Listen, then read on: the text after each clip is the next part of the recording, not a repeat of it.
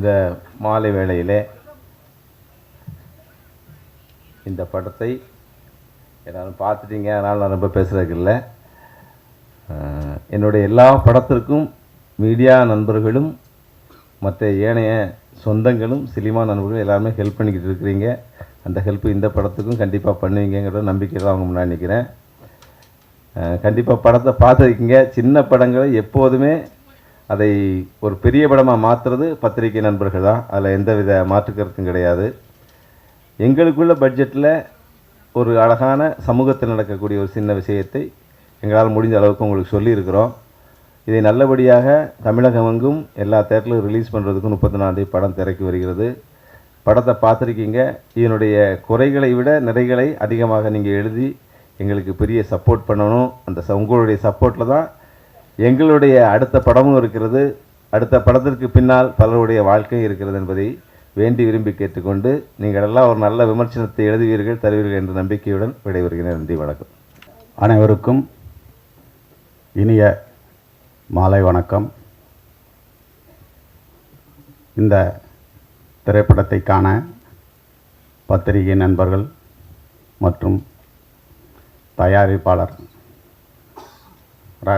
ராஜாராம், நான் இப்பொழுது என்ன பேசப் போகிறேன் என்றால், ஒரு திரைப்படம் என்பது எந்த ஒரு திரைப்படமாக இருந்தாலும் மக்கள் மனதிலே சென்றடைந்து அந்த திரைப்படம் சமூகத்துக்கு எந்த விஷயங்களை சமூகத்தில் திணிக்கிறது என்பதுதான் எப்பொழுதுமே ஒரு திரைப்படமாக இருக்க வேண்டும். பொழுதுபோக்கு படம் என்பது அது வேறு. ஒரு திரைப்படத்தை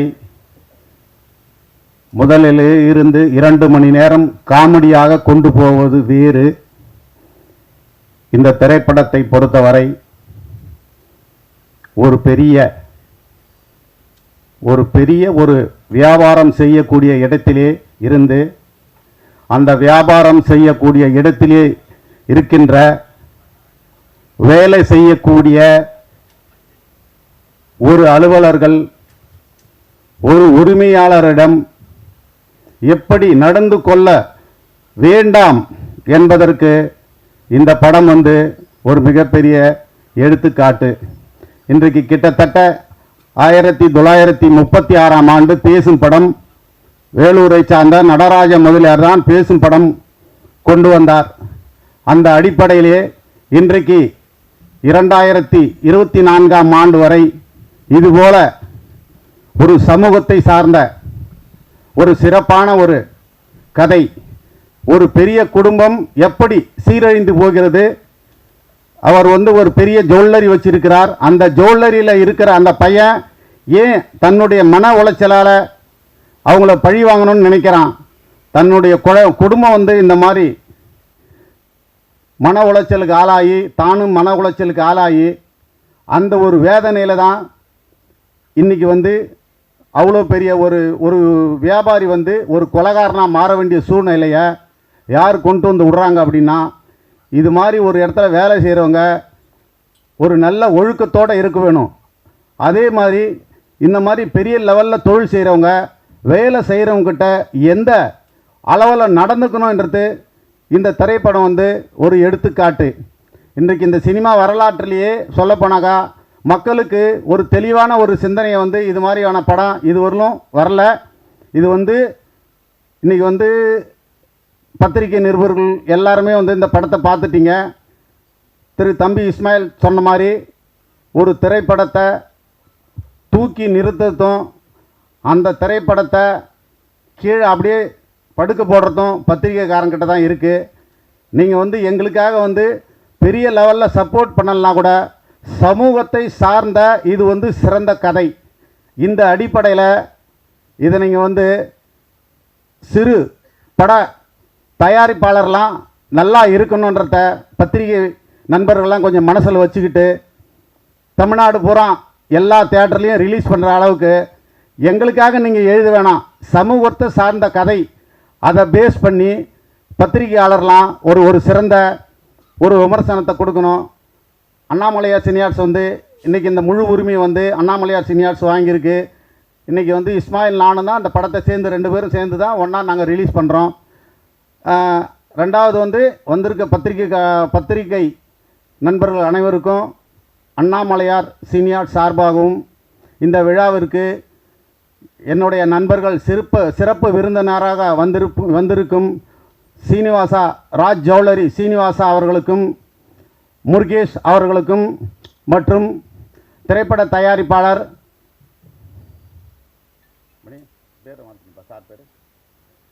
திரு ரிஷிராஜ் அவர்களுக்கும் மனமார்ந்த நன்றியை தெரிவித்துக் கொண்டு இந்த வாய்ப்பளித்ததற்கு அனைவருக்கும் நன்றி கூறி விடைபெறுகிறேன்.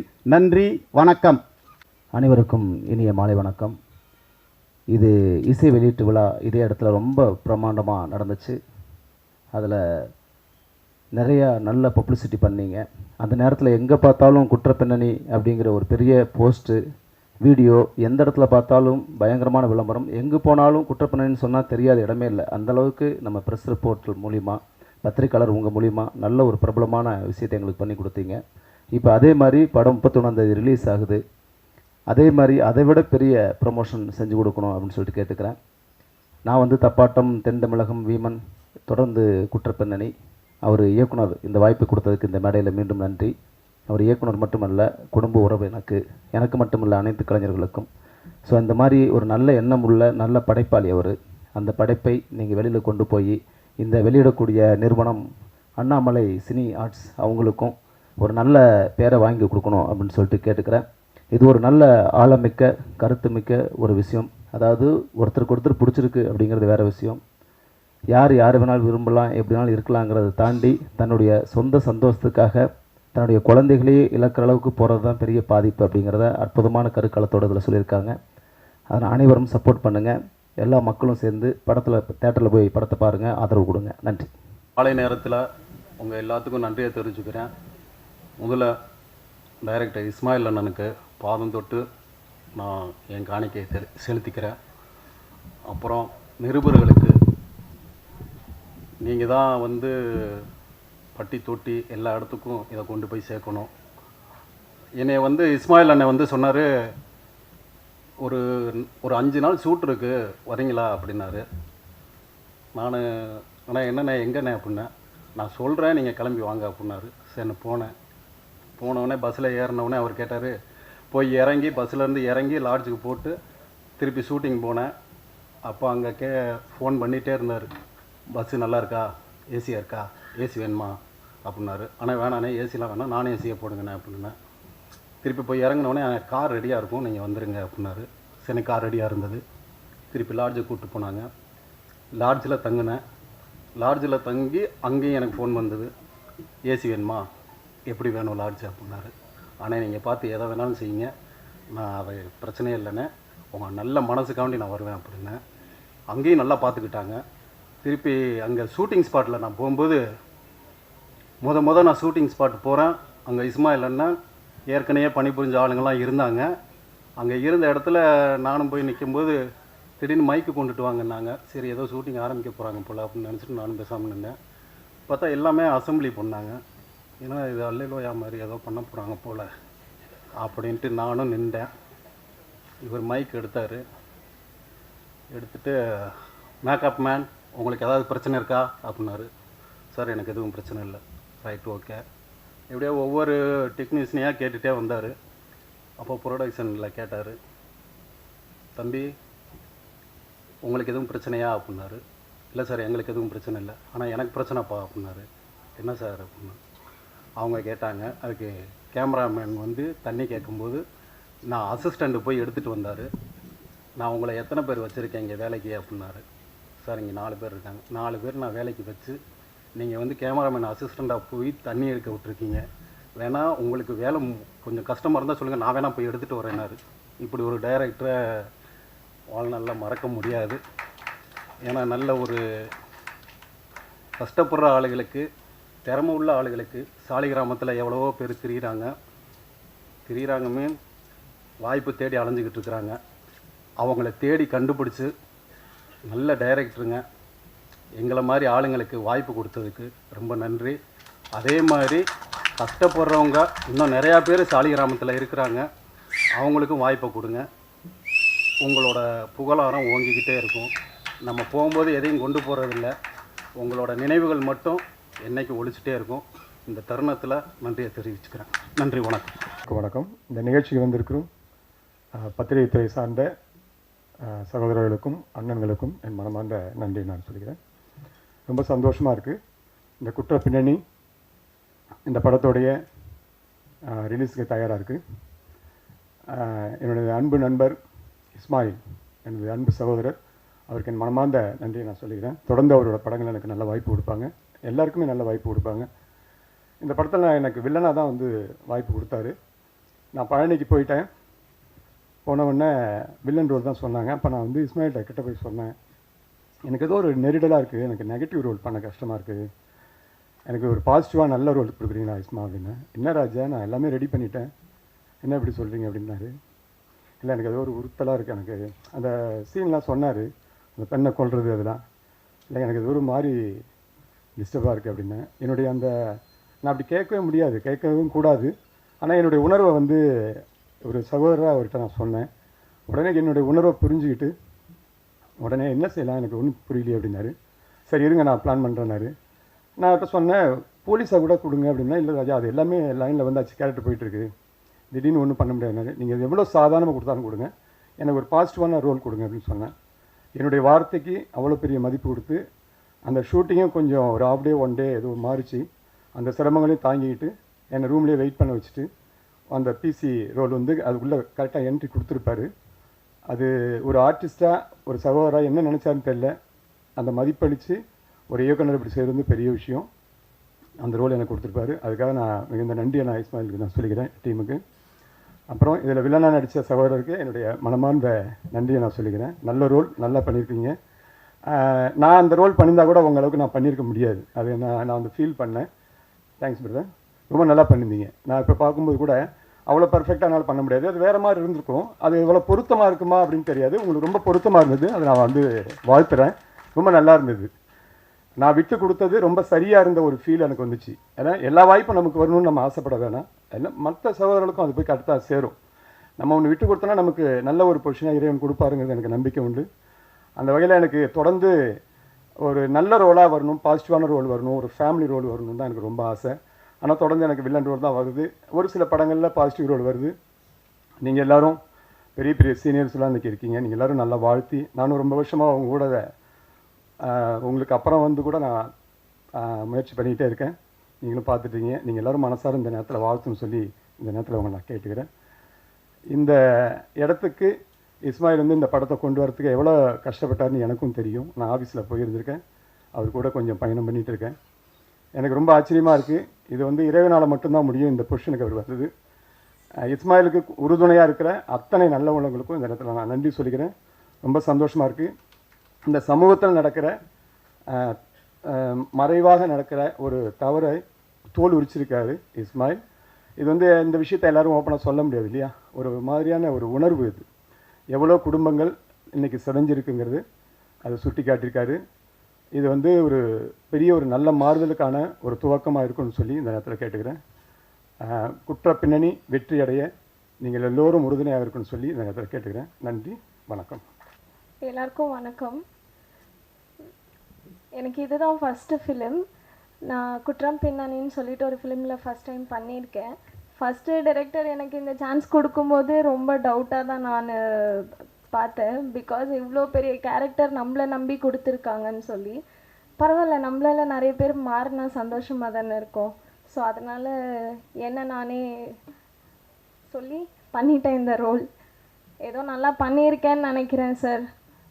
அதே மாதிரி சார் வந்து ஃபஸ்ட்டு ஃபிலிம் ஆடிஷன் போனோடனே ஹீரோயின் ரோல்லாம் கிடையவே கிடையாதுன்னு சொல்லிட்டாரு. அப்புறம் சரி ஓகே ஏதோ ஒரு ரோல் கொடுக்க போகிறாங்கன்னு நினச்சேன்.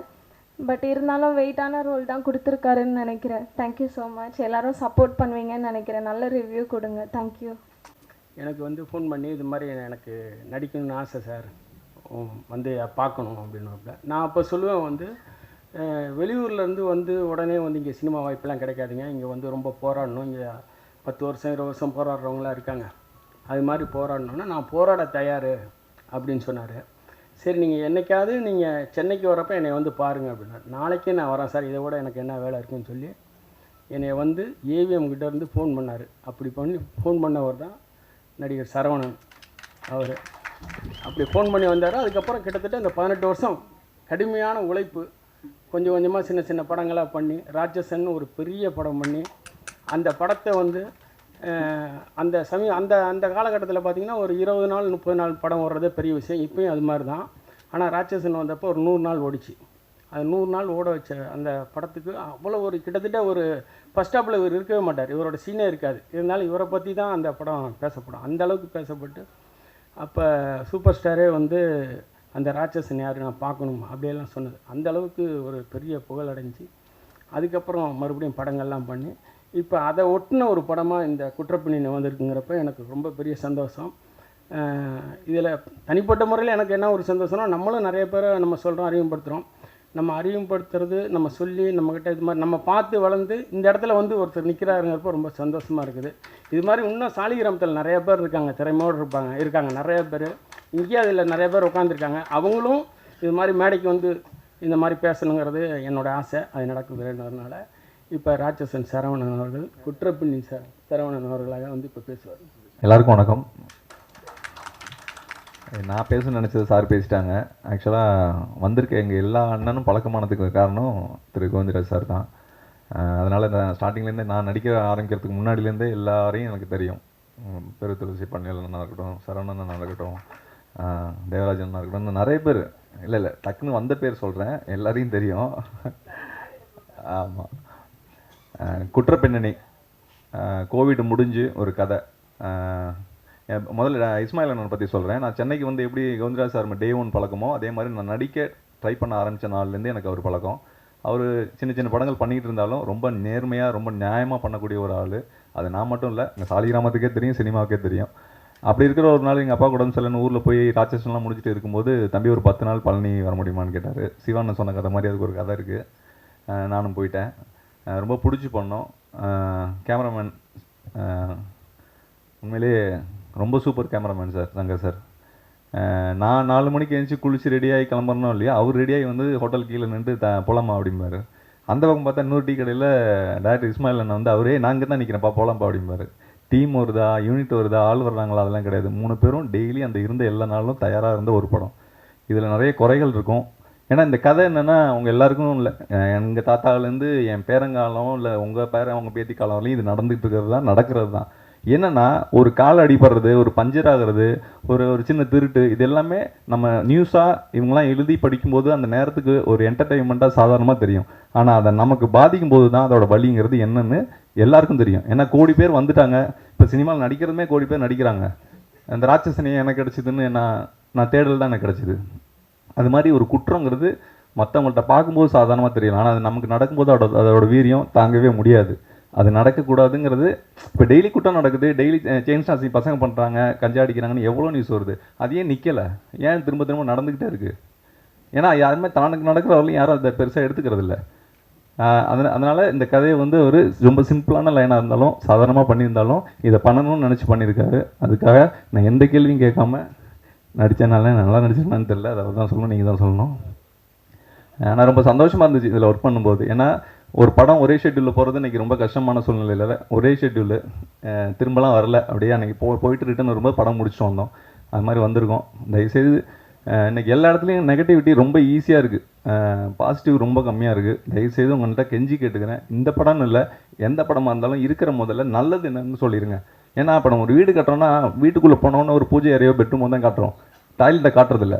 ஆனால் எல்லா வீட்லேயும் டாய்லெட் இருக்குது, எடுத்தோன்னே யாரும் டாய்லெட்டை காட்டுறதில்ல. அது மாதிரி தயவுசெய்து கெஞ்சி கேட்டுக்கிறேன். ப்ளஸ் எழுதுங்க.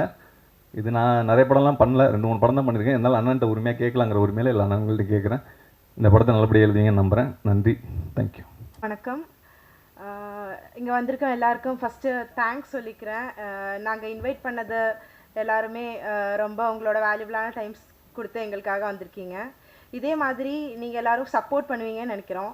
ஒரு படம் வந்து உருவாகிறதுக்கு ரொம்ப கஷ்டம். நம்ம ஜஸ்ட் ஒரு படம் பார்த்துட்டு என்னடா இது நல்லாவே இல்லை, நல்லா இருக்குது அப்படின்னு சொல்லிட்டு போகிறோம். ஆனால் அந்த படத்துக்கு பின்னாடி எவ்வளோ ஹார்ட் ஒர்க் இருக்குதுன்னு அதில் ஒர்க் பண்ணுற ஒவ்வொரு டெக்னீஷியன்ஸ்க்கும் தெரியும். இதே மாதிரி சார் சொன்னாங்க, கேமராமேன் சார் சொன்னாங்க, நாங்கள் டே அண்ட் நைட் வந்து ஷூட் பண்ணி ரொம்ப கஷ்டப்பட்டு ரொம்ப ஹார்ட் ஒர்க்கு பண்ணியிருக்கோம். அதுக்கேற்ற ஒரு சின்ன சப்போர்ட்டாக ப்ரெஸ் எங்களுக்கு சப்போர்ட் கொடுத்தீங்கன்னா அதுதான் எங்களுக்கான பெரிய ஒரு விக்ட்ரின்னு நினைக்கிறோம். நன்றி.